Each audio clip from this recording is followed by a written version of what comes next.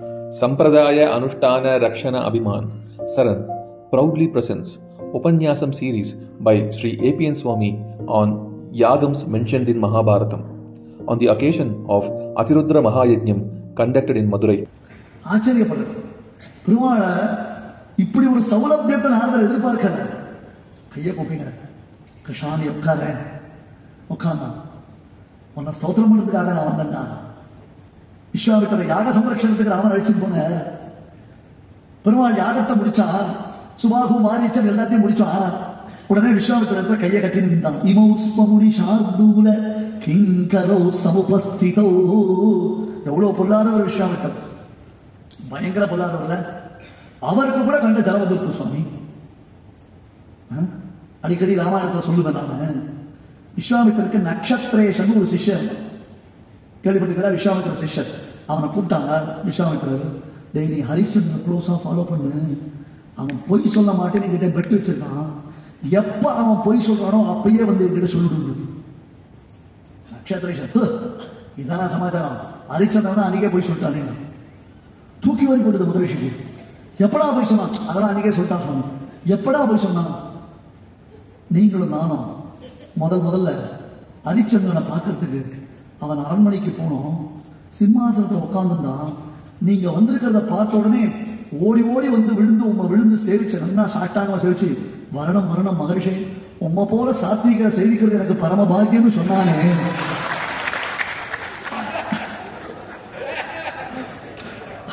அப்பயே அவன் எப்பேற்பட்டதான புதுதாண்டின்னு தெரியலையா? பின்ன ஒவ்வொரு அந்த சாத்விகன்னு சொன்னா நம்பன மாதிரியா இருக்கு. அந்த விஸ்வாமித்திரர் முன்னாடி வந்து ராமன் லட்சுமணன் கை கட்டி இமௌஸ்பம் நிஷார்தூல கிங்கரோ சமுபஸ்திதோ. சுவாமின்னு உனக்கு கைங்கரியம் பண்ணக்கூடிய வேலைக்காரர்கள் நாங்கள் 2 பேர் வந்திருக்கோம் அப்படின்னு நிற்கிறான். கண்ணால ஜனம் விட்டார் விஸ்வாமித்திரர். ராமா, யக்ஞ புருஷனான ஒன்ன ஆராதிப்பதற்காக நான் அழைச்சு வந்தேன். கடைசியில என் முன்னாடி கை கட்டி நிக்கிறையே அப்படின்னா பிராமணாக மம தெய்வதம். பெரியோர்களை எப்படி பூசிக்கணும்னு அது கிருஷ்ணன்கிட்ட தான் கத்துக்கணும், பெருமாள்கிட்ட தான் கத்துக்கு. அது ராமாவதாரமா இருக்கட்டும், கிருஷ்ணாவதாரமா இருக்கட்டும், வாமனாவதாரமா இருக்கட்டும், பெருமாள் எப்படி பெரியோர்களை தான் பூசிப்பேன்னு நமக்கு பூசித்து காண்பிக்கிறார். நாரதர், கிருஷ்ணா இந்த சௌலபியம் என்னால் தாங்க முடியலடாப்பா, இப்படி கூட உண்டா? நீ யார் தெரியுமா? ஆமையாய் கங்கையாய் ஆழ்கடலாய் அவனியாய் அருவரைகளாய் நான்முகனாய் நான்மறையாய் வேள்வியாய் தக்கனையாய் தானும் மானான் சேமமுடை நாரதனார் சென்று சென்று துதித்து இறைஞ்சி கிடந்தான் கோயில் பூமருவி புள்ளினங்கள் புள்ளர என் புகழ் குழரும் புனரங்கமே. இந்த எபிசோட ஆழ்வார் பாடுறார். ஆமையாய் ஒரு சமயம் நாரதர் கங்கையில தீர்த்தாமாட போனார். அங்க ஒரு பிரம்மாண்டமான ஒரு ஆமை இருந்தது. பிரம்மாண்டமான ஒரு ஆமை பார்த்தா பல யோஜனை விஸ்தீர்ணமா இருந்தது. அந்த ஆமை அப்படியே அப்படி வருது. அந்த பார்த்த உடனே நாரதருக்கு ஆச்சரியம். என்ன மாதிரி இருக்கு உலகத்துல இந்த மாதிரி ஒன்று பார்த்ததே கிடையாது. ஆச்சரியம்னா அது ஆச்சரியம். டிஸ்கவர் த வேர்ல்ட் அப்படின்னு நாரதர் கிளம்பிட்டார். Discovery of the world. அந்த ஆமையே உன்ன மாதிரி நான் பார்த்ததே கிடையாது. ரொம்ப ஆச்சரியமா இருக்கு, ரொம்ப சந்தோஷமா இருக்கு. ஆமை சொல்லுது, என்ன சுவாமி ஆச்சரியம்? என்னை பார்த்தாவோ உங்களுக்கு ஆச்சரியமா தோணுது? என்ன மாதிரி 10 லட்சம் ஆமை இந்த கங்கையில் இருக்கு. நாங்க எல்லாரும் இந்த நதியில் இருக்கிற தஞ்சம் அடைஞ்சிருக்கோம். அப்பேற்பட்ட அந்த நதியில எல்லாருமே இருக்கும். ஆமை மட்டும் இல்லை, எத்தனையோ விதமான ஜந்துக்கள் இருக்கு. அப்படி பார்த்தா உண்மையிலேயே எது விசேஷம்னு கேட்டா இந்த கங்கை தான் விசேஷம். அடையாள என்ன ஸ்தோத்திரம் பண்ணாதீங்க. உடனே நாரதர் கங்கையை பார்த்தார். அடி கங்கையே, தொங்கி தன்யாசி, நீதான் பரம பாக்கியத்தை பண்ணினவர். இத்தனை ஜலராசிகள், இத்தனை ஜலஜந்துக்கள் ஒன்னிடத்துல இருக்கு. தொங்கி பிரம்மாண்ட பாவனி, லோகத்துல எல்லாருக்கும் க்ஷேமத்தை கொடுக்கிறவள் இல்லையா நீ? அகையால் நீதான் ரொம்ப தன்ய தமை என்று கங்கையை ஸ்தோத்திரம் பண்ணின. கங்கை சொல்லிட்டு, நான் ஒரே ஒரு நதி, இங்க இருந்தும் மலையிலிருந்து வர பரமசிவனுடைய ஜட்டையிலிருந்து 7 விதமா பிரிஞ்சு மறுபடியும் சேர்ந்து வரேன். என்ன மாதிரி ஆயிரக்கணக்கான 10,000கணக்கான லட்சக்கணக்கான நதிகள் சென்று சங்கமிக்கக்கூடிய சமுத்திரம் இருக்கு. சமுத்திரத்திற்கு வாகினி பத்தின்னு பேரு. அந்த சமுத்திரம் தான் சுவாமி சக்தி, சமுத்திரம் தான் சுவாமி விசேஷமானது. அதனால என்னை விட ஆச்சரியத்திற்கெல்லாம் இருப்பிடம் எது? சமுத்திரம் தான். கரெக்ட். நாரதர் சமுத்திரத்திற்கு போனார். சமுத்திரமே தொம்ஹி தன்யோசி, நீதான் தன்யம், நீதான் விசேஷம். வாகினி பத்தி பத்தியா எல்லா நதிகளும் உங்ககிட்ட தான் வந்து சேர்ந்து. சுவாமி, சமுத்திரம் இருக்கு, ஆனா சமுத்திரத்து ஆதாரமா எது இருக்குன்னா பூமி தான் இருக்கு. சப்தத்வீபவதி வசுந்தரா அப்படின்னு சொல்லுவோம். இந்த 7 சமுத்திரத்தால் சூழப்பட்டது பூமி. அப்ப சமுத்திரம் பூமி இல்லைன்னா எதை சூழ்ந்து நிற்கும்? எதை சூழ்ந்து நிற்கும் சமுத்திரம் பூமி இல்லைன்னா? அதையால சமுத்திரத்துக்கு ஆதாரம் எது? பூமி தான். அதனால நீ பூமியை போய் ஸ்தோத்திரம் பண்ணணும். நாரதர் பூமியை ஸ்தோத்திரம் பண்ண. யார் சொன்னா உங்ககிட்ட நான் ஆதாரம்? யார் சொன்னா? நான் ஆதாரம் இல்லை. ஏன் தெரியுமா? பூமிக்கு ஆதாரம் அருவரைகள், மலைகள் தான் பூமிக்கு ஆதாரம். ஒரு அச்சு, பூமி பந்துக்கு அச்சு மாதிரி இருந்து மலைகள் பூமியை தாங்கிறது, இல்லைன்னா பூமி நிற்காது இல்லையா? அருவரைகள் மலைகள் இருக்கே, அந்த மலைகள் தான் பூமிக்கு ஆதாரம்னு உடனே மலையை போய் நாரதர் ஸ்தோத்திரம் பண்ண. ஆஹா, உலகத்திலே ஆச்சரியம் நீதான். இந்த கதை ஹரிவம்சத்துல வந்து மலையை போய் ஸ்தோத்திரம் பண்ண. மலை சொல்லிட்டு, நாங்கள்லாம் சிருஷ்டிக்கப்பட்டவர்கள் சுவாமி, எங்களை சிருஷ்டிச்சவர் பிரம்மதேவர். அப்பேற்பட்டதால் அந்த பிரம்மதேவரால் தான் நாங்கள்லாம் சிருஷ்டிக்கப்பட்டிருக்கோம். அவர் தான் ஆச்சரியத்திற்கெல்லாம் பரமாச்சரிய பூதன். நாரதர் பிரம்மதேவரை ஸ்தோத்திரம் பண்ணினார். பிரம்மதேவர், இங்க பார், இங்க வச்சிருக்கேன், என்னது வேற சுவடி, இதான் எனக்கு டெக்ஸ்ட், எனக்கு பிரிஸ்கிரைப்டு டெக்ஸ்ட், இதுதான் வேற சுவடி. இதுல என்ன சிலபஸ் போட்டிருக்கோ, என்ன மாதிரி கொடுத்திருக்கோ அப்படித்தான் நான் அப்படியே ஒர்க் அவுட் பண்ணிட்டு இருக்கிறேன். தவிர்த்து வேதாமே பரமம் சக்ஷு, வேதாமே பரமம் தனம், வேதம் தான் எனக்கு கண்ணு, வேதம் தான் எனக்கு செல்வம், வேதம் போயிட்டுதான் எல்லாமே போயிடுது. வேதம் புஸ்தகம் தொலைஞ்சு போச்சுன்னா அவ்வளவுதான், முடிஞ்சு போச்சு, ஒண்ணும் பண்ண முடியாது என்னால. ஆகையினால இதெல்லாம் சிருஷ்டிக்கும்படியாக இப்படி இந்த சிருஷ்டிகள் இருக்கணும். இது ஜஷ்டி சிருஷ்டி, இவன் தேவன், இவன் மனுஷன், இது பசு, இது பக்ஷி, இது மிருகம் அப்படின்னு ஒன்றுக்கும் தனித்தனியா பிரிச்சு போட்டு ஒரு ஸ்கீம் போட்டு கொடுத்தது இது வேதம். அதனால வேதம் தான் ஆச்சரியத்திற்கெல்லாம் பெறப்படும். வேதம் இல்லைன்னா நான் இல்லைன்னு பிரம்மா வேதத்தை கை காமிச்சார். வேதம் சொல்லிட்டு, நான் ஆச்சரியம் தான், ஆனா நான் மட்டும் ஆச்சரியமா இருக்க முடியாது, யஜ்ஞம் இல்லாமல் வேதம் விளங்காது. யஜ்ஞம் முக்கியம். அந்த யஜ்ஞத்தினால தான் வேதம் ரட்சிக்கப்படும். யஜ்ஞம் இல்லைன்னா அந்த வேத பாகம் பிரயோஜனம் இல்லை. அதனால தான் நம்ம பெரியவர்கள் என்ன பண்ணுவோம், வாக் யஜ்ஞம் அப்படின்னுவோம். எல்லாத்தையும் யஜ்ஞமாக்குற பஞ்சமகா யஜ்ஞம்னு சொல்லுவோம். தினந்தோறும் பண்ண வேண்டிய யஜ்ஞங்கள் 5 யஜ்ஞம்: தேவ யஜ்ஞம், பிதிரு யஜ்ஞம், பூத யஜ்ஞம், பிரம்ம யஜ்ஞம் என்பதாக எல்லாத்துக்கும் யஜ்ஞம். அந்த யஜ்ஞ சப்தங்கள் அவ்வளவு முக்கியம். அப்ப யஜ்ஞத்தினால் தான் வேதம் ரட்சிக்கப்படுறதை தவிர்த்து யஜ்ஞம் இல்லாமல் வேதம் ரட்சிக்கப்படாதுன்னு வேதத்தை ஸ்தோத்திரம் பண்ணின நாரதர் யஜ்ஞமான யாகத்தை போய் ஸ்தோத்திரம் பண்ண ஆரம்பித்தார். உடனே யாகம் சொல்லிட்டு, வெறும் யாகம் பிரயோஜனம் தெரியுமா? வெறும் யாகம் பிரயோஜனம். அப்ப யாகம் எப்படி பூர்த்தி பெறும் தெரியுமா? காளிதாசன் வர்ணித்தான். திலீபன் ஒரு மகாராஜா இருந்தார். அந்த திலீபனுக்கு சுதக்ஷினான்றவள் மனைவியா இருந்தார். அத்வரசேவ தட்சிணா, யாகம் நடைபெறுகிறது. யாகம் நடைபெறும் பொழுது யாகத்தில் தட்சிணை அளித்தால் தான் யாகம் பூர்த்தியாகும். கடைசியில் இவர் பைசாக்கு வந்துதான் நினைச்சுக்காதீங்க, அது அர்த்தம் இல்லைங்க. அந்தந்த சமயத்துல செய்ய வேண்டியதான அந்த காரியத்தை நாம பண்ணணும். அதனால அந்த தட்சிணை, அத்வரசேவ தட்சிணா.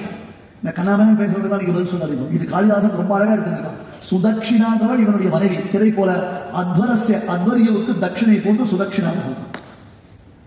அது முக்கியம். ஆனா வேள்வி எப்பொழுது பூர்த்தி பெறுகிறது? வேள்வி தட்சிணையினாலே பூர்த்தி பெறுகிறது. தட்சிணையால பூர்த்தி. உடனே நாரதர் தட்சிணையை ஸ்தோத்திரம் பண்ணார். தட்சிணை சொல்லிட்டு, கடையவே இது எல்லாத்துக்கும் ஆதாரபூதம் ஒருத்தர் இருக்கான். என்ன? அதை கொடுக்கும் பொழுது, தட்சிணையை சமர்ப்பிக்கும் பொழுது கிருஷ்ணார்ப்பணம்னு சொல்லித்தான் கொடுக்கணும்.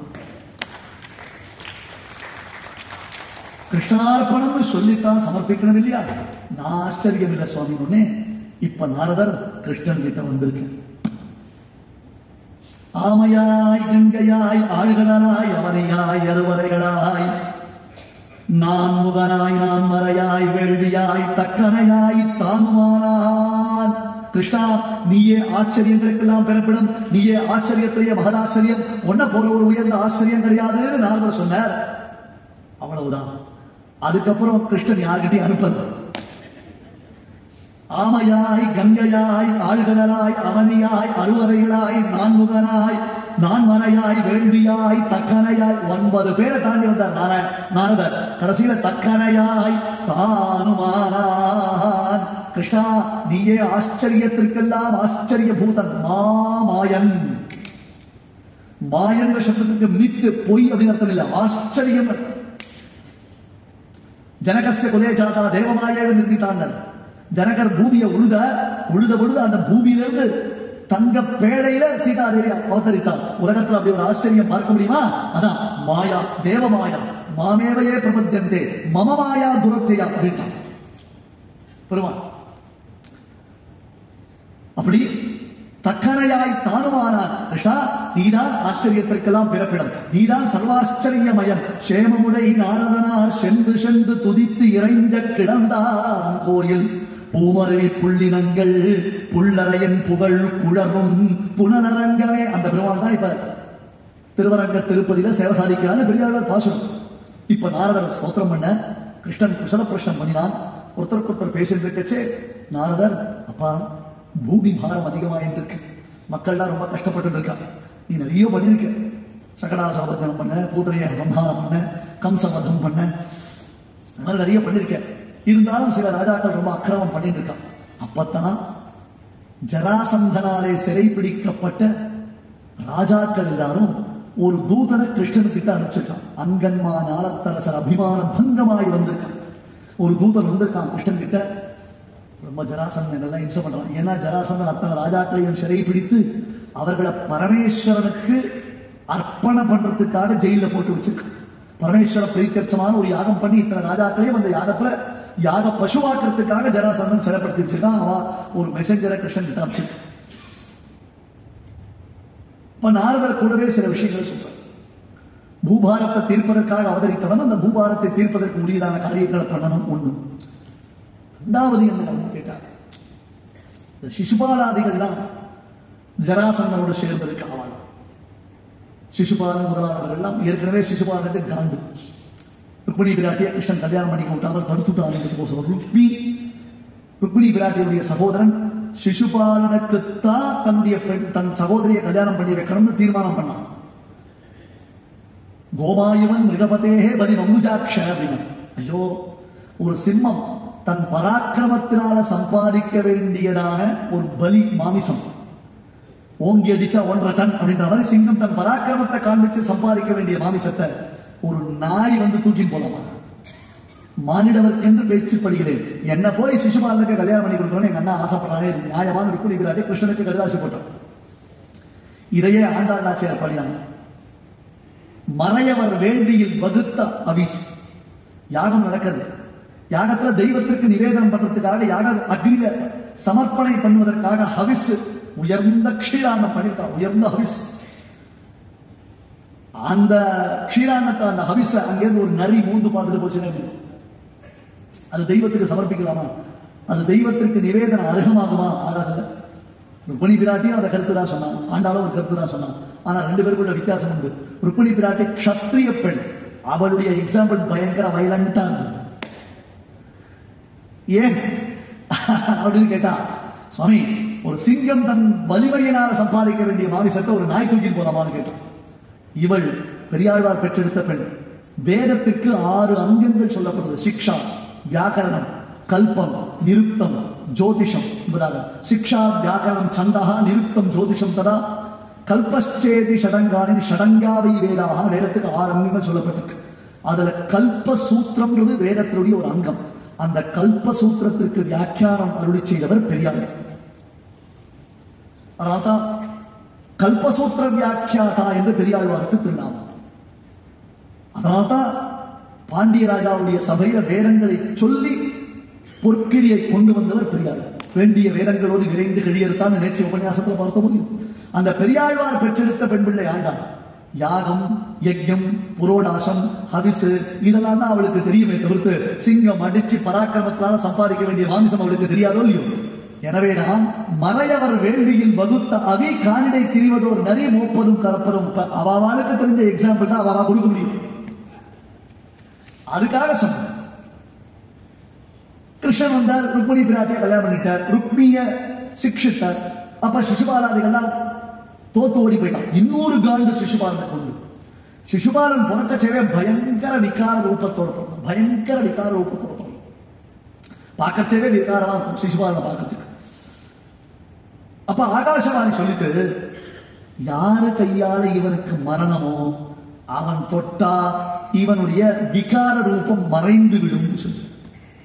அதுல இருந்து சிசுபாலனுடைய தாயார் யார் குழந்தைய பார்க்க வந்தாலும் குழந்தைய தூக்கி கையில கொடுத்துருவோம். நாங்க குழந்தைய பார்ப்போம், குழந்தைய பார்ப்போம். எல்லாரும் குழந்தைய வாய்ப்பா கொஞ்சம் வா, சிக்கி பிக்கின்னு வா, குழந்தைய திருப்பி வச்சுருவோம். ஏதோ கொஞ்சம் அவளுக்கு தெரிஞ்சது. கிருஷ்ணன் எப்படி குந்தி பாண்டவர்கள்லாம் கிருஷ்ணனுக்கு அத்தை பிள்ளைகள் உறவோ, அந்த மாதிரி சிசுபாலன் கிருஷ்ணனுக்கு உறவோ. இதே அத்தான் அம்மாஞ்சி கேட்டகிரி தான் எல்லாம். ஆனா சிசுபாலனுக்கு கிருஷ்ணன் எப்பொழுது அம்மாஞ்சின்னு கொஞ்சம் இழப்போம், வேற ஒண்ணும் இல்லை. கிருஷ்ணன் குழந்தைய பார்த்தான். அவன் அம்மா குழந்தைய தூக்கி கையில கொடுத்தான். கையில வாங்கிட்டான். வாங்கின உடனே சிசுபாலுடைய விகார ரூபம் மறைஞ்சு போயிடுச்சு. அவன் அம்மா, கிருஷ்ணா என் பிள்ளைய கொல்லாதே. என்ன குழந்தைய கையில கொடுத்த, குழந்தைய பாருங்க. நான் ஏதோ குழந்தை கையில ஒரு 500 ரூபாய் கொடுக்குறான்னு பைசா பாக்கெட்ல கை விட்டா நீ குழந்தைய கொல்லாதேன்றீங்க. நான் உள்ள கத்தியா எடுக்கிறாங்க. இல்ல கிருஷ்ணா என் குழந்தைய கொல்லாத. புரியவே இல்லை கிருஷ்ணனுக்கு. புரியலையா என்ன? சில பேர் தான் பேசிச்சு, அவ பேசி முடிக்கிறவங்களும் நம்ம பேசக்கூடாது. அவ பேசுறவர்களும் நம்ம வெயிட் பண்ணணும். அவளை பேச விட்டுணும். என்ன சொல்ல வர? இல்ல ஆகாசவாணி சொல்லிட்டு, யார் கையாலே இவனுக்கு மரணமோ அவன் தொட்டா இதெல்லாம் மறைஞ்சு போயிடும். இப்ப நீதான் தொட்ட. ஆனா எனக்கு பயமா இருக்கு. இங்க பாருமா, எனக்கு இதை பத்தி ஏதாவது தெரியுமா? ஏதோ குழந்தை பிறந்திருக்கு, பார்க்க வரலாம், ஸ்வீட் எடுத்து கொண்டாடுறேன், நீ எனக்கு கேட்பரிஸ் டெய்லி மில்க் கொடுப்பேன்னு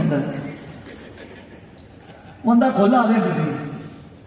அதுதான் தெய்வ சங்கல்பமா தான். நான் என்ன பகவத் சங்கல்பம் அதுதான் அப்படின்னு இருக்கும் பொழுது நான் ஒன்றும் பண்ண முடியாது. நான் இல்ல இல்ல ஏதாவது அனுகிரகம் பண்ணேன். ஒண்ணு பண்ணா, உன் பிள்ளை என்னிடத்துல 100 அபராதங்கள் செய்யும் வரையிலும் நான் அதை பொறுத்துக் கொள்கிறேன். கிருஷ்ணனுடைய பண்பு பாருங்க. உன் பிள்ளை இந்த சிசுபாலன் என் விஷயத்துல 100 அபராதங்கள் பண்ணும் வரையிலும் நான் பொறுத்துக்கிறேன். அதுக்கப்புறம் நான் ஒன்றும் பொறுத்துக்க முடியாதுமா. சரி, அவங்க ஓவர் கான்பிடன்ஸ், தம் பிள்ளை அந்த எக்ஸ்ட்ரீம்லாம் போக மாட்டாங்க.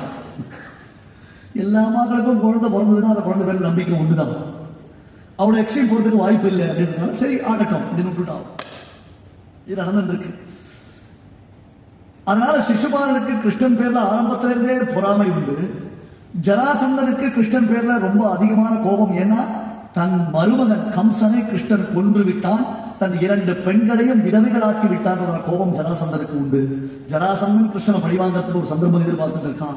சிசுபாலன் கிருஷ்ணனை பழிவாங்கிறதுக்கு ஒரு சந்தர்ப்பம் எதிர்பார்த்துட்டு இருக்கான். இந்த சமயத்துல தான் நாரதர் வந்து எல்லாத்தையும் தெரிவிக்கிறார். அப்ப தர்மபுத்திரரிடத்திலிருந்து ஒரு மெசஞ்சர் வந்து, கிருஷ்ணா, தர்மபுத்திரர் ராஜசூய யாகம் பண்ணணும்னு தீர்மானிச்சிருக்கார். அதற்கு உன்னை முதல்ல வர சொல்லியிருக்கார். நீ வந்த பிறகுத்தான் ராஜசூய யாக விஷயமா நிறைய டிஸ்கஸ் எல்லாம் பண்ணணுமா, ஆகையினால உன்னை வர சொல்லியிருக்காருன்னு மெசேஜ் கொடுத்தான். கிருஷ்ணன் யோசிச்சார், இப்ப இந்த காரியம் ஒண்ணு இருக்கு, ஆனா தர்மரை ஒட்டு கொடுக்க முடியாது. கிருஷ்ணாஸ்ரயாக கிருஷ்ணபலாக கிருஷ்ணநாதாஷ்ட பாண்டவாக, பாண்டவர்களுக்கு எல்லாம் கிருஷ்ணன் கிருஷ்ணன் கிருஷ்ணன். அவருக்கு கிருஷ்ணனை தவிர்த்து வேறு எதுவுமே தெரியாது. கிருஷ்ணனை வச்சுட்டு எல்லா காரியத்தையும் பண்ணுவான். ஒரே சமயத்துல 2 வந்திருக்கு. இப்ப எதுக்கு ப்ரையாரிட்டி கொடுக்கறது? இதை முடிக்கிறதா முதல்ல, இதை அதை முடிக்கிறதா? பாகவதோத்தமனான நாரதர் ஒரு விஷயம் சொல்லிருக்கார். ஏற்கனவே தன் மனோரசமும் அதுதான், இவளதான் ஒரு வழி பண்ணணும்னு தான் தீர்மானிச்சிருக்கோம். ஆனா அதே சமயத்துல தர்மபுத்திரர் கூப்பிடுற ராஜசூய யாகம் பண்ண போற வாங்க, எப்படி இதை சமாளிக்கிறதுன்னு கிருஷ்ணன் யோசிச்சான். உத்தவர் சன்மந்திரி, பால்யத்திலிருந்து கிருஷ்ணனுடைய இருக்கக்கூடியவர். அந்த உத்தவர் சொல்ற, இது ஒரே கல்லுல 2 மாங்கா, நீ போ, தர்மபுத்திரன் நமக்கு ரொம்ப வேண்டியது, அவரை போய் பாரு. அவர் ராஜசூய யாகம் செய்கிறார் என்று சொன்னா அப்ப அதுல எல்லா ராஜாக்களும் அதை அக்செப்ட் பண்ணிக்கணும். எல்லா ராஜாக்களும் அக்செப்ட் பண்ணிப்பான்னா எப்படி பண்ணிப்பான்? ஜராசந்த பிரபுதிகள் தான் அதை அக்செப்ட் பண்ணிக்கிறதுக்கு யோசிப்பான். அக்செப்ட் பண்ணிக்க மாட்டான். கிருஷ்ணா, அங்க போய் இது சம்பந்தமா நீ ஆலோசனை பண்ணு, 2 உனக்கு சித்திக்கும்னு உத்தவர் ஆலோசனை சொல்ற. கிருஷ்ணர் நேர பாண்டவர்களை பார்க்க வர தர்மபுத்திரர் கிருஷ்ணரை வரவேற்று அவருக்கு உபச்சாரங்கள் பண்ணி, நீ என்ன ஒப்பீனியன் சொல்ற? இவாள் தான் இருக்கா, எல்லாரும் எனக்கு ஒப்பீனியன் கொடுத்தா, எல்லாம் என்ன பண்ணலாம் பண்ணலாம் அப்படின்னு வெறும சொல்லிட்டாலே தவிர்த்து ஆலோசனை பண்ணி எனக்கு எது ஹிதமோ அதை யாரும் இன்னும் சொல்லலாம். என் பேர்ல இருக்கிற மதிப்பு இல்ல என்ன உசு பேத்தி விடுறது. இல்லைன்னா இவன் என்ன பண்றான் பார்க்கலாமே நினைச்சுக்கிறது. இந்த மாதிரி தான் ஏதாவது ஆலோசனை சொல்லிருக்கா. கிருஷ்ணா நீ சொல்லு தீர்மானமா, நான் ராஜசூய யாகம் பண்றதுக்கு அருகனா இல்லையா? ஏன்னா ராஜசூயம்ன்றது எல்லா ராஜாக்களையும் ஜெயிச்சவன் தான் பண்ணணும். ஒரு ராஜா கூட தலையெடுக்க கூடாது, ஒருத்த கூட நீ பண்ணக்கூடாதுன்னு தடுக்கக்கூடாது, யாருமே அதை தடுக்கக்கூடாது. அப்படி இருந்தால்தான் ராஜசூய யாகம் பண்ணணும். கிருஷ்ணன் சொன்னான் கரெக்டு. ஆனா ஜராசந்தன் தான் இருக்கான், அவனா இதுக்கு நிறைய ஒத்துக்கவே மாட்டான். அவனை சேர்ந்த சிசுபாலாதிகள் இருக்கா, இவெல்லாம் ஒத்துக்க மாட்டான். ஜராசந்தன் அவன் அதீனத்துல பல ராஜாக்கள் கட்டுப்பட்டு இருக்கு, அவனுக்கு அவனுடைய நிர்பந்தம் அதிகம். அப்ப ஜராசந்தன் சொல்றதா கேட்பான். அவனை ஜெயிக்காமல் நாம இந்த ராஜசூய யாகம் பண்றது சரிப்பட்டு வராது. தர்மபுத்திரர் சரி நான் டிராப் பண்ணிட்டேன். டக்குன்னு ஒரு டிசிஷனா இருக்கு. ஒருத்தர் சொல்லும் பொழுது அவன் எந்த இன்டென்ஷன்ல சொல்றான்னு கொஞ்சம் யோசிச்சு, அப்படியா சரி ஒண்ணு நீ டிசைட் பண்றதுக்கு யோசனை தான் டிசைட் பண்ணு, இல்லைன்னா சரி இப்ப நீங்க என்ன சொல்றீங்க அப்படின்னு கேட்டுட்டா என்ன தப்பு, என்ன மோசம்? தர்மபுத்திரர் நான் யாகத்தை நிறுத்தி விட்டாங்க. கிருஷ்ணன் தள்ள அடிச்சுட்டான். ஏன்டா இப்படி பேச வர்றதுக்கு எல்லாமே தப்பா அர்த்தம் புரிஞ்சுக்கிறீங்க, கடுப்பா இருந்த பேசவே பிடிக்கிறாங்க. சொட்டு சொட்டு சொட்டு, அதாவது வீக் மைண்ட். யோசிச்சுக்கலாம், ஒன்னு சொல்ல வந்து இன்னொருத்தக்காக டக்குன்னு முடிந்த எண்ணத்தை நம்ம மாத்தினோம்னா அதை விட மானங்கட்ட அப்படிங்கிறது. ஒன்னும் உன்னுடைய டிசிஷன்ல உறுதியா இரு, அல்லது அவர்கள் உனக்கு நல்லது சொல்லுவானா அவன் சொல்றத கேட்கறதுல ஒரு பொறுமையோடு. என்ன பண்ணுவ நீ, என்ன தெரியும் உனக்கு, என்ன நினைச்சிட்டு என்ன புரிஞ்சு நீ? என்னது அங்கேயிருந்து மெனக்கட்டு வண்டி ஓட்டு வந்து எதுக்கு வந்து கெக்க வைக்க கொடுக்க எதுக்கு பேசுறது? முதல்ல துள்ளாத நிறுத்துங்க இருக்கிறோம் கோவத்துக்கு.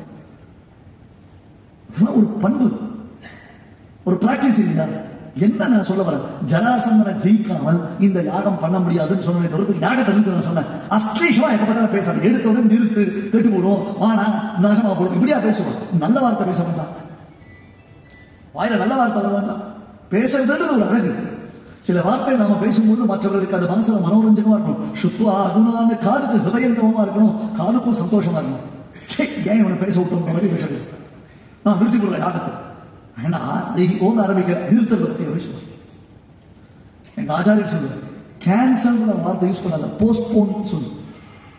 அப்புறம் பார்த்துக்கலாம்.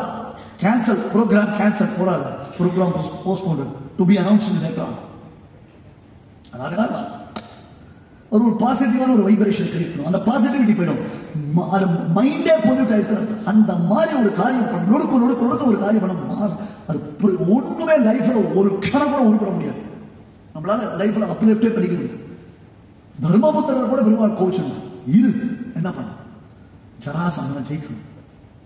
பீமசேனா நீ நல்லா சொல்ற, கிருஷ்ணா நான் ரெடி பண்ணிடும்.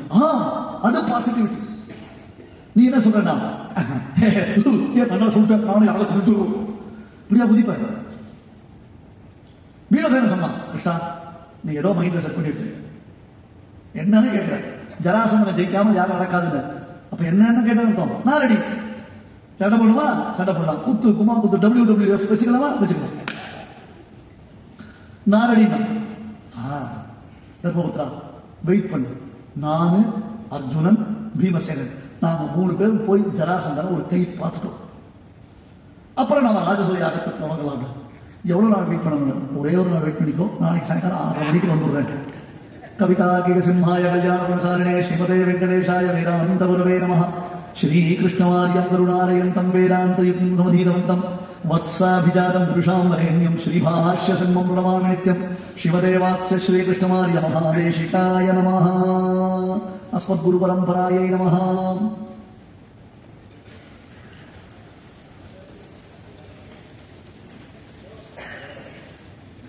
சுவாமிகள் குறிப்பிட்டார்கள், கர்ப்பஸ்திரீகள் எப்படி இருக்கணும்